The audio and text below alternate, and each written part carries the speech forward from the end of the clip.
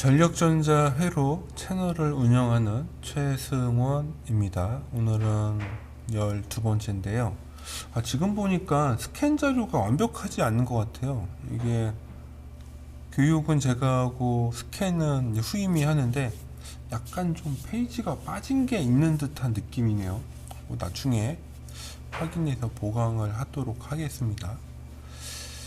자, 오늘부터는 아마도 자성체 설계 관련된 얘기를 조금 하고 갈 겁니다. 이제 실제로 이제 전력전자를 공부하시는 분이면 아시겠지만 자성체 설계할 때는 몇 가지 용어들이 나옵니다.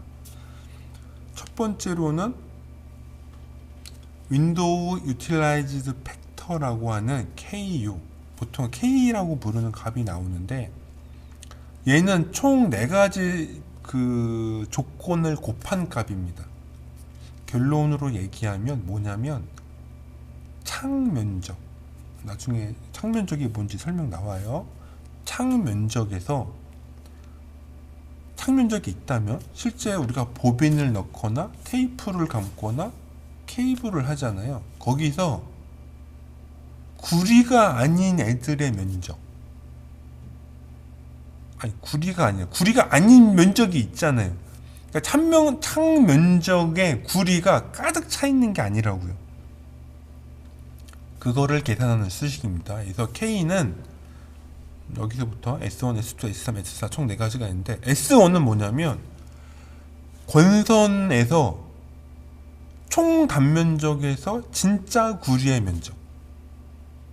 에나멜이면 우레탄 코팅이 되어 있잖아요. 우레탄 코팅을 빼야 됩니다. 구리가 아니거든. 그래서 그게 S1이에요. 리치 케이블도 마찬가지입니다. 리치 케이블도 아주 가는 낯선인데 우레탄, 에나멜 코팅이 되어 있단 말이에요. 에나멜 그 코팅의 도금 두께를 빼야 됩니다. 그게 S1.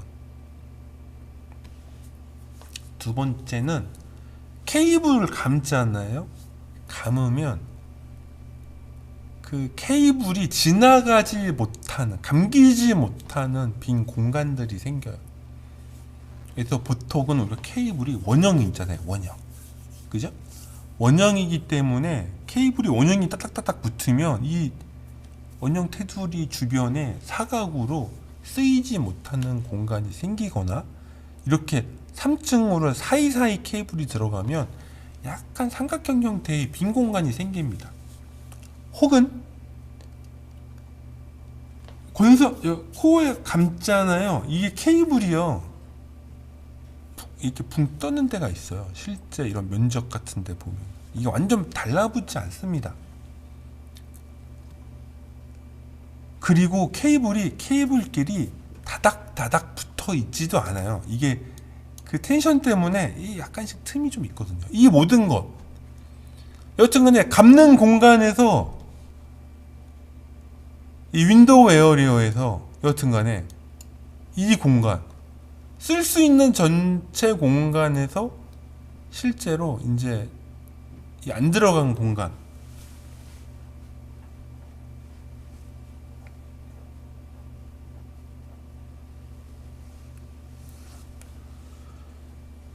그거를 S2라고 불러요. 그 다음에 S3은 요겁니다. 이제 우리가 이제 이거 자동차 할 때 이제 얘기는 안 하지만 여기 보빈이 들어가거든요. 절연이나 권선 구조물 같은 거를 넣어야 되는데 얘네들 이 보빈 자체의 면적이나 이 보빈에서 권선의 절연 거리라든가 그러니까 테이프를 이용한 무슨 이렇게 거리 같은 것들이 있거든요. 실제로 이게 또 사용 못하는 면적이 있습니다. 이거를 빼줘야 됩니다. 또 이거의 비율. 그리고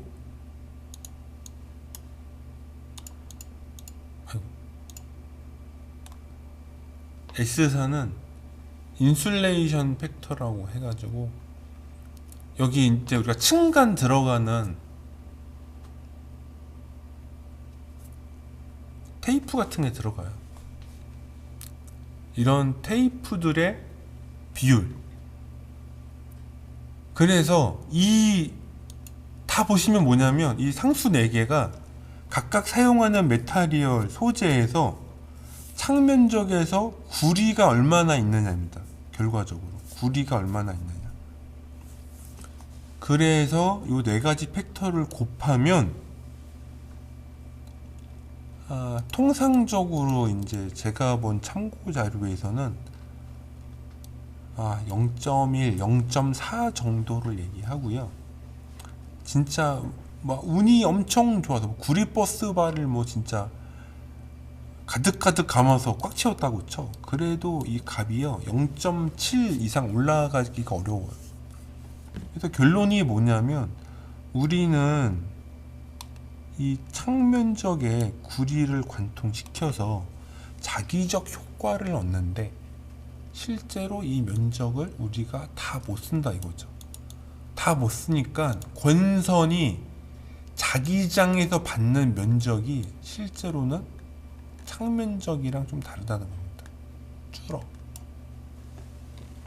그래서 이제 자성체 설계를 이제 나중에 해보시거나 조언을 받으시면 알겠지만 창면적을 가득 채워야 이 자성체의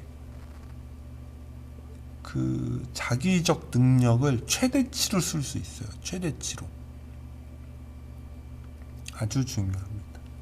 최대치로 쓸 수 있다.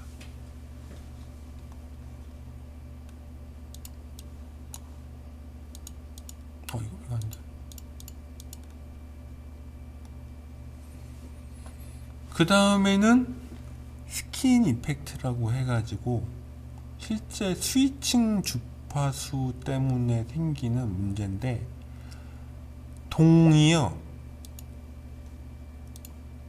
직류일 때는 이렇게 권선의 전체적을 다 써요 면적을. 근데 주파수가 점점 높아지면 이렇게 주파수가 표면으로 몰립니다. 표면으로. 그러면 동일한 전류가 흐른다고 하면은 얘는 직류는 얘를 다 쓰는 거예요. 근데 주파수가 조금씩 높아지면 이게 테두리만 쓰는 걸로 바뀌게 되는 겁니다. 결과적으로 단면적이 부족해지다 보니까 고주파에서는 권선 발열이 훨씬 쉽게 생깁니다. 그래서 고주파가 되면 어차피 표피로만 흐르기 때문에 이 직경, 내가 사용하는 주파수에서 어떤 직경보다 더 큰 거를 쓰는 건 무의미해요.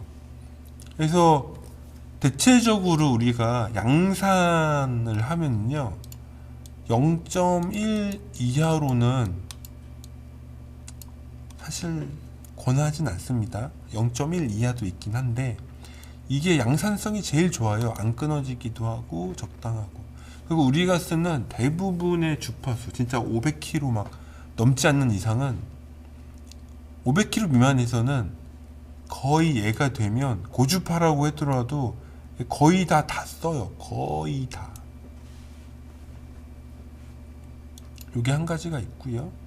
그래서 이제 자료에 보면 저주파수에서의 저항값이랑 이 고주파수에서의 저항값을 연구도 하고 이 비율이 측정된 게 있는데 100kHz 미만에서가 1위거든요.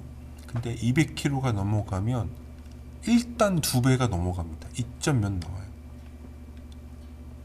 그리고 300kHz 넘어가면 3점 몇. 그러니까 이게 쭉 지수함수적으로 올라가요.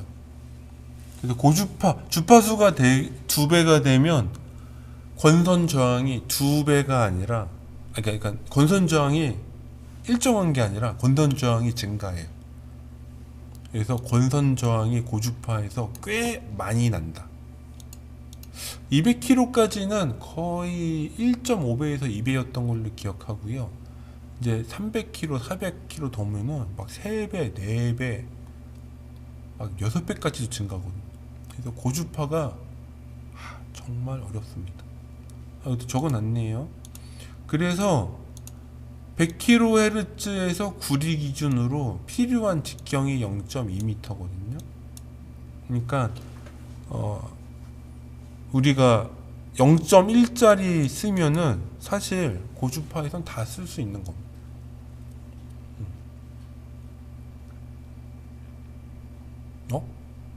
이거 반지름이었나? 제가 착각을 했을 수도 있겠네요. 반지름이었나 봅니다. 0.4 0.2 이게 뭐지? 잠깐만, 내가 뭘 잘못 적었는데? 나중에 다시 한번 찾아볼게요. 야, 이거네요. 그러니까 여기서 뭔 걸 설명하려고 하냐면, 계산했더니 0.2가 나왔어요. 그러면 딱 0.2가 되면 100kHz가 얘를 다 써. 그러니까 직경이 0.4인 코어에서. 근데 내가 0.2나 0.8 두 개의 선택지가 있다면 0.8은 이 외피만 쓰는 거죠. 이 가운데를 안 쓰고. 근데 0.2는 얘를 다 쓰는 거야. 다 쓰는 거라고. 그래서 내가 사용하는 주파수에서 대충 계산해 보면 0.2. 그래서 0.4나 0.2는 꽤 굵기 때문에 아까 제가 0.1짜리가 최소라고 했잖아요. 0.1mm짜리 쓰면 거의 사실 거의 문제 없이 다 쓸 수 있어요. 그래서 리치와이어에 0.1에 몇 가닥 이런 제품 쓰시면 100kg나 200kg에서는 거의 문제 없다. 거의 문제 없다. 그렇게 참고하시면 되고,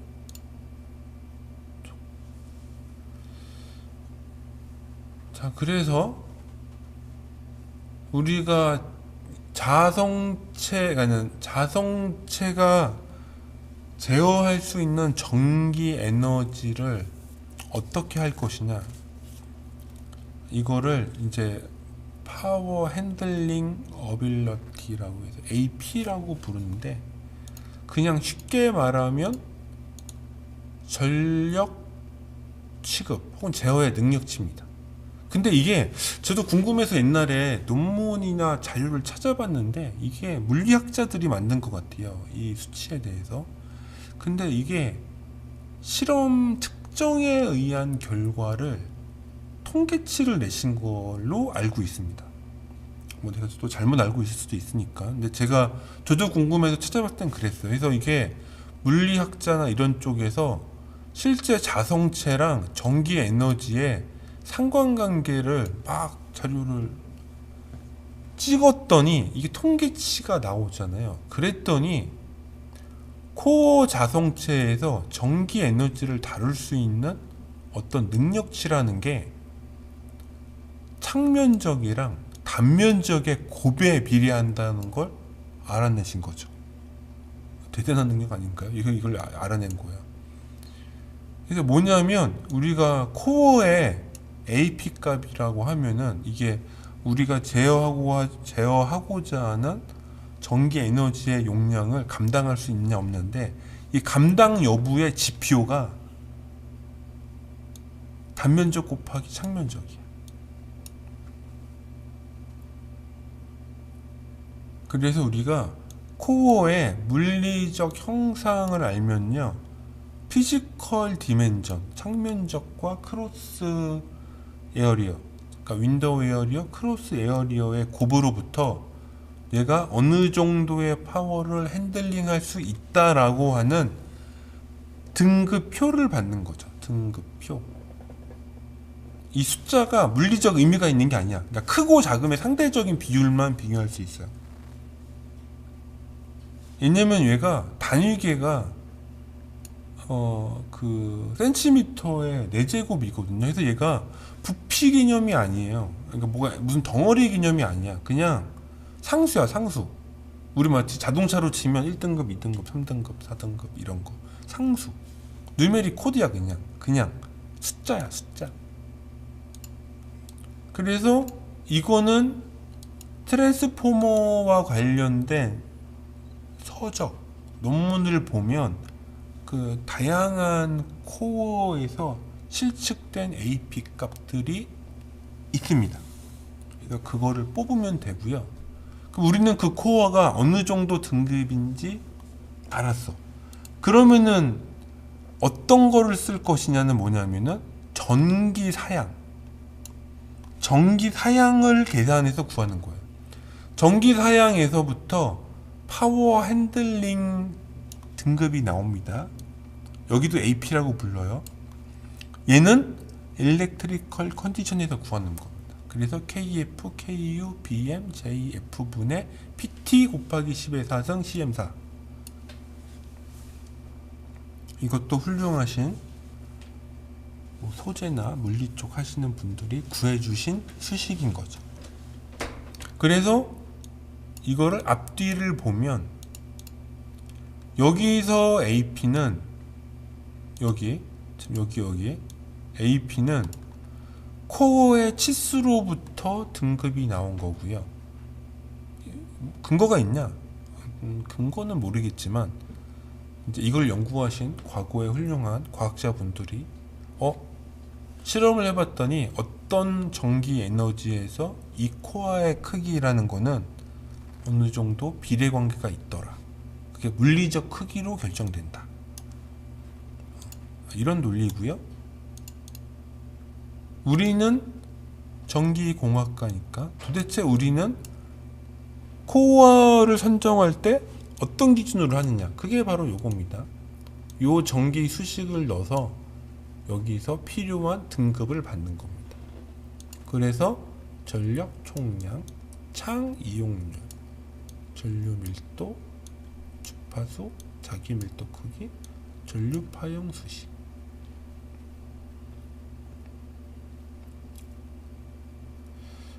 전류 파형 수식은 이제 스퀘어 파냐, 사인 파냐에 대한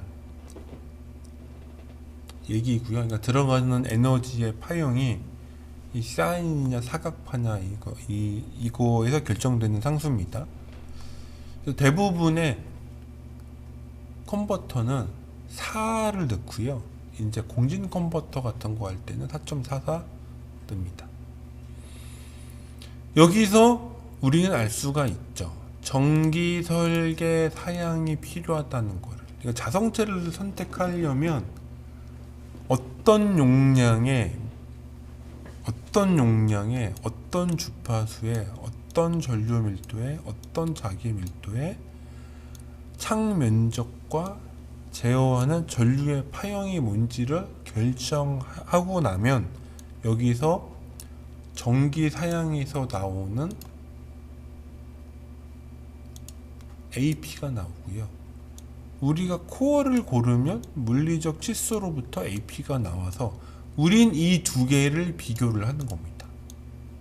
뭐가 되게? 코어가 좀 더 크게. 같으면 좋은데 마진을 생각하면 좀 더 커야죠. 그래서 우리는 전기사양서에서 자료를 뽑은 다음에 코어를 선정을 하는 겁니다. 요구되는 전기설계 사양에서의 요구치보다 큰 값이 나오도록.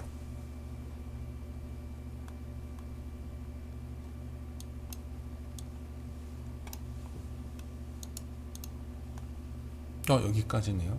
그래서 이게 항상 문제가 전기 사양은 숫자로 나오지만 코어의 AP 값은 연속된 그 숫자로 나오잖아요. 불연속된 상수로 나옵니다. 그러니까 1, 2, 3, 4, 5, 6, 7, 8 있는 게 아니라 1, 7, 12, 19 이런 식으로 듬성 있어요. 그런 거를 맞추는 게 꽤 어렵답니다. 그래서 그런 거는 전문가인 회사에 맡기는 게 좋겠죠. 네, 요번 세미나 자료는 여기까지 마무리하겠습니다. 감사합니다.